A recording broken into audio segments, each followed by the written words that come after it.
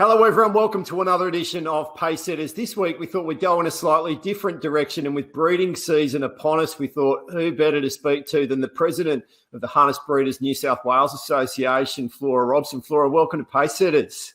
Hi Paul, thank you for the invitation. It is fantastic to have you on the show, and very timely because breeding season is upon us, isn't it? It certainly is. Our foals should start hitting the ground sometime after the 1st of September.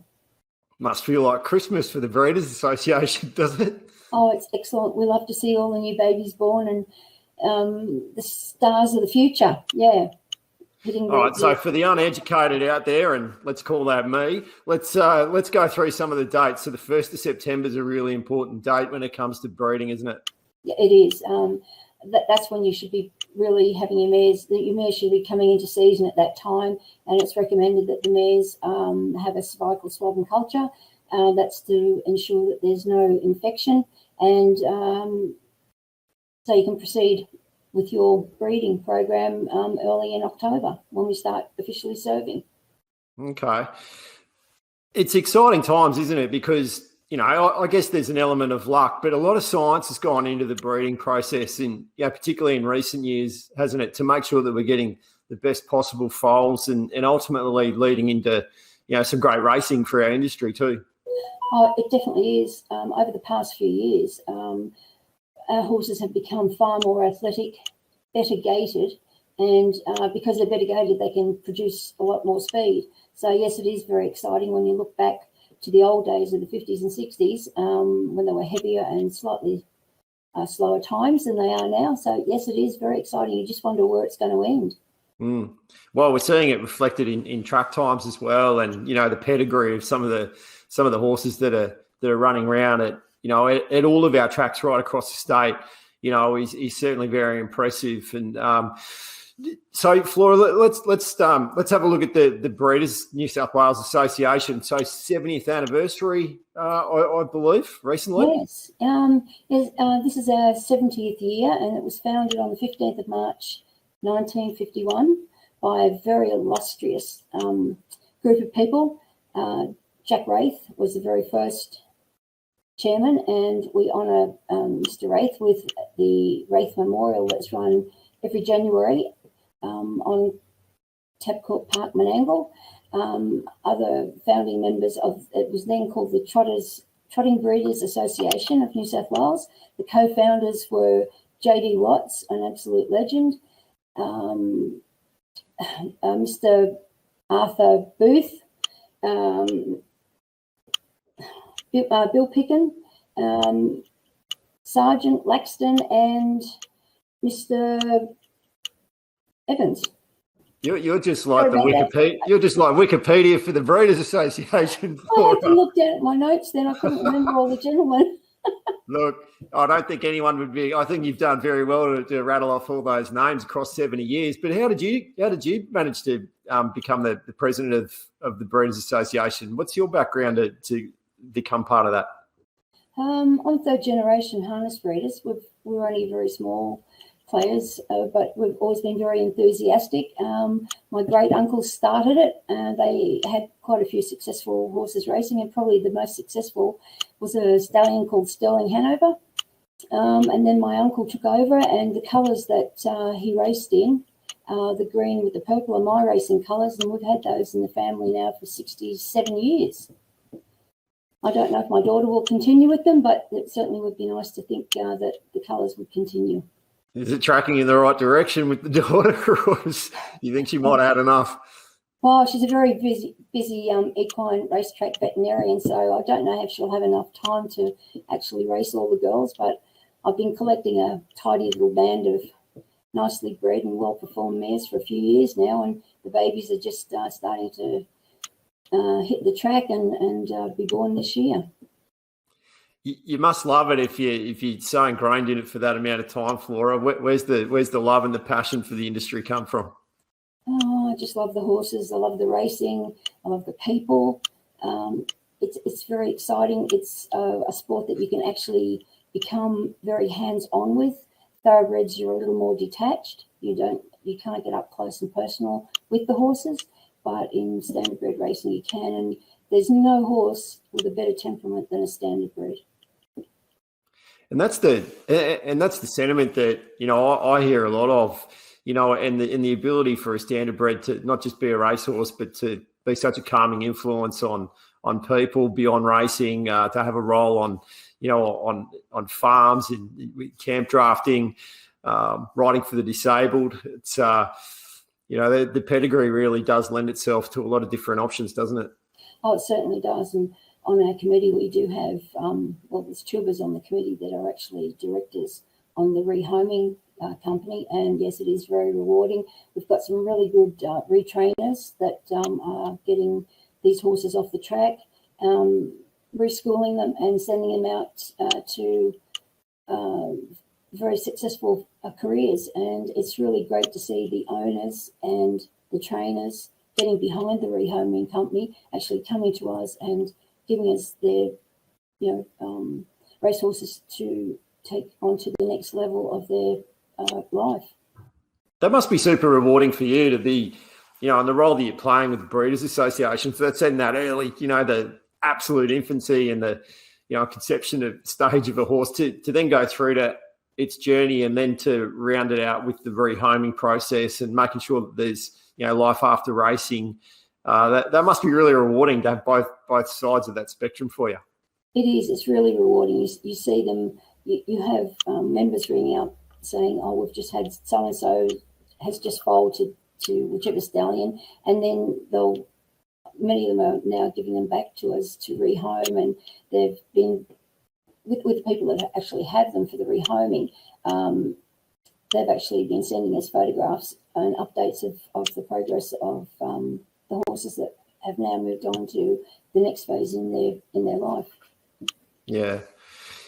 So why harness racing? I know you talked about the you know, the family lineage when it comes to this sport and that, but you know, there's different directions you can take when it comes to working with horses and that. Why harness racing in particular, Flora? I just love it. There's nothing to beat sitting behind a really good pacer or trotter in track work. It's just the most exhilarating experience. I have done a lot of dressage, jumping and eventing in my life as well, but there's just nothing that beats the buzz of fast work on a really good horse. Yeah. Gee, I think maybe Kerry Ann Morris and you know, some of our leading female drivers might be looking over their shoulder then with some of the words that you're speaking there. Do you think maybe we could get you back in the sulky for a few goes around Menangle, Flora? No, I leave all that glory up to Blake Fitzpatrick. I just breed a few and then send them to Blake, and then Blake does all the rest of the work for me. So tell me a bit about that relationship. Obviously, you know, you've got horses racing. You know, how long have you been sending horses to Blake? Just over the last 10 years. Blake's done a fabulous job. He too is a very talented horseman, not just in harness racing, but Blake can actually ride well. He's just a natural horseman. You send them to Blake and you know they're getting the very best of care, whether they're, you know, an Inter-Dominion horse or just an ordinary Penrith Thursday night horse. They all get treated with the same care and attention. Regular updates on how your horse is progressing. He's a very professional young man, and an absolute delight to work with. Yeah, you're absolutely in good hands there, and his results are certainly speaking for themselves as well. You got a favourite among the horses that you've had over the years? I have to say my Venice Beach. She's a mare that we took to the 2018 New South Wales Australian Breeders' Crown. Yeah, unfortunately, we finished fourth, but it was a very good run. She came from barrier 13, so it was quite an effort. Blake put in a great job there. So just basically the favourite based on that result, or was there a demeanour about the horse as well that I just particularly did? Yeah, she's my girl. Yeah, wherever she is, I call her. She answers. She comes. She's just the most pliable horse to do anything with. She's just wants to please you. And she's just very pretty as well. And when she was racing, she was quite a well balanced, exciting horse to watch for me anyway. How do you go about naming your horses? What's the science behind that? No science. Just try to come up with something that's easy for Fred to pronounce. Fred's a good friend of mine. And is it simple as that? You're like, because it can't be easy. I mean, it's not easy trying to name a child, never mind trying to name several horses. So far, yeah, it is a bit of a brain scratcher, but you do come up with something decent. You know, you don't want to send them out with a silly name. And I don't want to embarrass Blake by sending him out with something that's got some sort of weird name. So you try and you look at both sides of the pedigree. And I've got a father, Patrick, out of a very good trotting mare, Savona. She was an Australasian record holder. And we've been tossing around a lot of names for her, Father Patrick, the Flying Nun or something like that. But I'm sure we'll come up with something. I don't know what it is yet, but we'll try and come up with something decent. Maybe there's a competition out there somewhere, Flora, that we could run through the Breeders' Association. Now, the Breeders' Association, how much time's that taken up for you and what sort of commitment is involved there? I'm fortunate to have this current committee is just the most cohesive and progressive committee I've ever worked with. They're all passionate horsemen and women, and they have a real variety of skills and knowledge they bring to our association. We've got stud masters, AI technicians, we've got a racetrack and breeding veterinarian, we've got media and marketing person, owners, trainers. They're just a very talented, passionate group of people, and as I said, an absolute delight to work for because they just want to improve harness breeding here in New South Wales and to carry on the legacy that J.L. Wraith, J.D. Watts, etc. Started back in 1951. So is there a secret to making sure that you get it right, do you think? Or is it pure pot luck, or can we skew it more in the likely probability based on genetics and breeding? How have you guys sort of strategically set that up and advice that you give to potential new owners who want to be part of it? There's no hard and fast rules. I think you have to look at both sides of the pedigree and speak to someone who knows breeding. Follow the race fields, see what's winning, what horses are winning, and look at their pedigrees, and that's a little bit of a guide as to what lines will nick nicely. That's about all I can say about that one. What would you there is say? A little bit of luck. You breed with the best, to the best, and cross your fingers and hope for the best, I think is probably the old adage. What do you think? So when you first set eyes on a foal, do you guys who are in the know and part of the industry, and this is what you guys have done for so long, do you think there's a little bit of intel where you look at that foal and go, yep, I reckon that's going to be a good one based on look or, first stride or any of those sorts of things? Yeah, look at a horse. When you look at the foal, basically what you get when the foal's a day old is basically what you'll end up with as a yearling. They'll go through ugly stages where they'll grow and they don't look quite as attractive or may not be as coordinated. But generally, the first week of their life is basically what you'll end up with. But conformation is very vital. You've got to have a well-conformed horse. Horses with poor conformation don't last very long, and they really can't give it their best because nature just hasn't given them the right conformation to make it. And generally, when you look at a foal, as my old mentor used to tell me, Bart Cummings, they'll have the look of eagles. And it's a definite, when you look at a foal, you just go, wow, that's really nice. But that's not to say it's going to be a champion, but it'll give it a really good start. I might just get you to bend over and pick up that name you just dropped there, Flora. Bart Cummings, tell me a little bit about that. You're talking about the great man Bart as your mentor. Tell me a little bit more about that. I've had the pleasure of meeting Bart Cummings probably 30-odd years ago when I ran a veterinary practice out of Hawkesbury. And we had the pleasure of doing a lot of Bart's work at Princess Farm And I got to know Bart over those years, and had morning tea with Bart and Mrs. Cummings on a Saturday morning when they go out to Princess Farm. I'd stop off at the local bakers because I knew what they liked.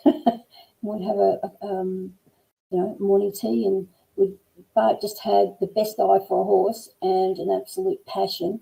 And I couldn't learn enough from Bart. The tips that he gave me, and he always said the same thing. Confirmation is essential, but it also is in the horse's demeanour and attitude. I've got two half sisters, and one just doesn't know how not to put in, and the other one just goes, "Oh my God, this is too hard. I can't do this." Yeah. So it comes down to the individual as well, their attitude. But he was probably the best horseman I've ever had the pleasure of meeting. Did he ever have a go at harness racing in any way, Flora, or did you just stick to the gallops? I tried for a long time to convince him, but he just wasn't interested in it. And he used to call them the paddlers. I just couldn't get him hooked on the paddlers. He was missing out then. That's what I kept telling him. I said, "You don't know what you're missing." Yeah, absolutely. He used to tell me that racing was a sport of kings, and I always said yes, but harness racing was a pastime of a democracy. Well, I like your style. Push back on the great man. Hey, so what would you say to someone who's sort of weighing up, hey, is this something I want to get involved in? Not sure. What would you say to that person who's just got that slight inkling of potentially dipping their toe in the water when it comes to owning a horse and starting with the breeding phase?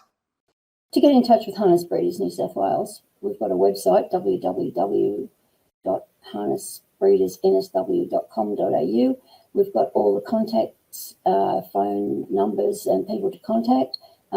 Or contact Harness Racing New South Wales, and they can point you in the right direction. What if that didn't convince them, Flora? What would you say? What would be the hard sell you put on someone who wasn't quite sure, and you wanted to convince them? Why should people get involved? Because it's the most exciting, rewarding sport that I've ever been associated with, and the horses are just wonderful. The colour, the spectacle, the speed, it's all there. We're blessed with a lot of great breeding farms and breeding paddocks across New South Wales, aren't we? There's some really good contributors to our industry.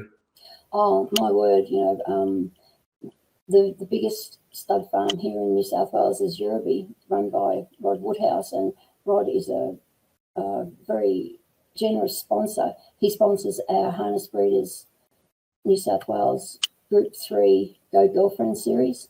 And that's a 4-year-old mares, and that's 4 heats into a $30,000 final, and the heats are spread out throughout New South Wales. Coverty, they're another good sponsor. Alabar, they've been wonderful sponsors over many, many years. Northern Rivers have come on board of late. We just have Tipperary Stud. I've got a list. I can read them all out to you. But, Madawi Lodge. And I know personally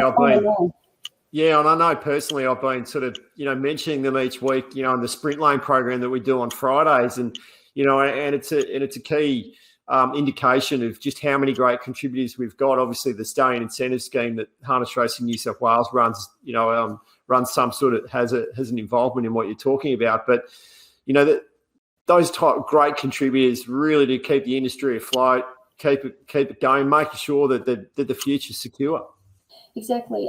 The stallion tender that Harness Breeders New South Wales are running this year, we've got some fabulous stallions on offer from Alabar, Euroby, Madawi, Lock End, Tipperary, Northern Rivers. They're just wonderful sponsors. They just contribute to the breeding industry, and there is a stallion on that roster for every pocket. So if you're not already a Harness Breeders New South Wales member, then please join and join Harness Breeders New South Wales, because we just have so many benefits, member benefits for our patrons. All those stallions all those studs that I've just mentioned do give us considerable stallion discounts every year for our members. So, yeah, if you're not a member of HRNSW, then please go to our website, www.harnessbreedersnsw.com.au, and join. You'll find that the current committee are just the nicest bunch of people you'll ever come across, enthusiastic, compassionate. Yeah, they're just very proactive. Well, that's the bonus on top then, isn't it? Hey, Flora, I reckon, I'm just going to guess here, all right, there must be horses out there where you've seen them come through and then they're racing and you're like the proud mum and you think, I remember you when you were a young fella. Hey, is there a bit like that? Yes, definitely.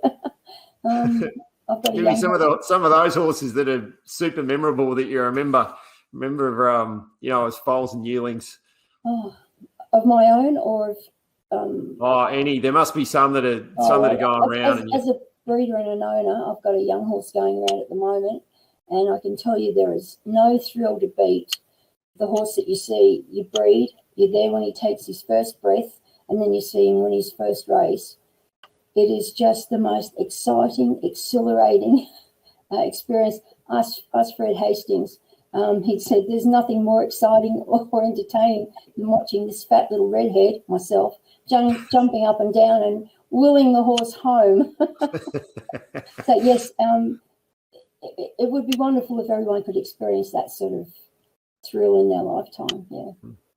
Well, after speaking to Fred last week on Pacesetters, I can't imagine a gentleman like Fred coming up with language like that. Fred's a good friend of mine. Probably, in my opinion, the best harness racing caller in Australia. Absolutely. I don't think we disagree. Hey, it's been fantastic for a short little journey into your mind and the great contribution you make to the industry, Flora. It's, fantastic to talk about the breeding process, your own pedigree in the sport and where you see some of the future. So really appreciate your time with coming on Pacesetters this week. Oh, it's my pleasure. And it's just a pleasure to work with the committee that we have in Harness Breeders New South Wales. They are just exceptionally talented, skilled, knowledgeable, compassionate and wonderful people. So if you're thinking about getting into breeding, please contact one of us and we'd be only too happy to help you. Fantastic. I've got a feeling this breeding season is going to be a good one, Flora. You've filled me with the confidence that I needed. Well, we hope we'll see you at the APG yearling sale. Harness Breeders New South Wales have been running a yearling parade now for 3 years, and APG have asked us to run another one in 2022.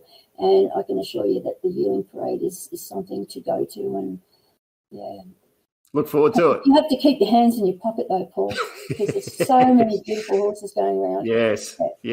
Look forward to it, Flora. Well, thanks for your time. And to everyone out there watching, thanks for tuning into Pacesetters. We'll be back next week with another great guest for you on Harness Racing New South Wales Series Pacesetters. We'll see you then. Bye-bye.